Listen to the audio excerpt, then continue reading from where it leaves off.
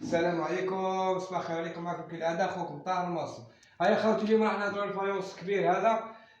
ديما تجيني عليه الاسئله. نهضروا على الكوزينه ولي سانيتير دوش والمرحاض اكرمكم الله. ديما تجيني الاسئله عليه. راهي فايته 5 سنوات مني خرجت تما الفايونس الكبير هذا، والناس تبعث لي الطارق بدات تخدم فيه الميطرا، الطارق بدات تخدم الكوزينه، الطارق بدات تخدم السانيتير، واسكو لي زيطاج هذوك نشريوهم حنا ولا يشريهم مول الدار.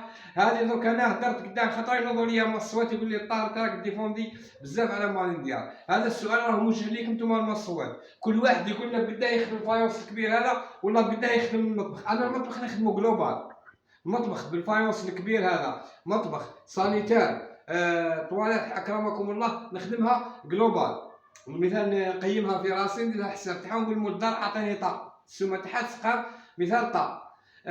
ما كيخدمهاش بالميطرا. اما الكبير هذا كيعود مثال في مساحه كبيره ما على باليش انا نخدموه بالميطرا. الميطرا تاعو هاي زايده. قولوا لي نتوما بداه تخدموا وفي الاخير نقول لكم انا بداه نخدموا الميطرا تاعو. كل واحد يقول لي اسكو الزيطاج هذا تشريهم نتوما ولا نشريهم مول الدار. انا هذا نشريهم انا كي نخدم جلوبال نشريهم انا كيما هنا راني شاريهم انا ولا اللي قاعد نركب فيه. ما نقولش مول الدار جامي نقول لك مول الدار شري لي حاجه نخدم بها انا.